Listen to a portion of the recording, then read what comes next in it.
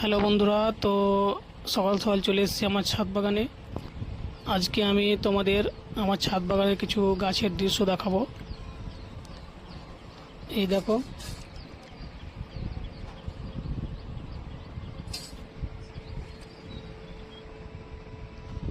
এইখানে আমার এই দেখো সফেদা, যেটা সাফাটল বলি আমরা।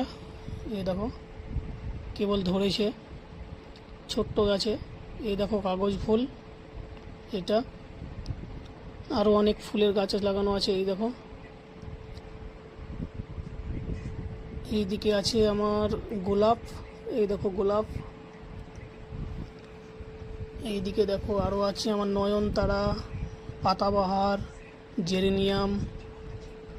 এই দেখো বোতলেও লাগানো আছে এখানে। আর একটা আমি বীজ লাগিয়েছিলাম অপরাজিতা।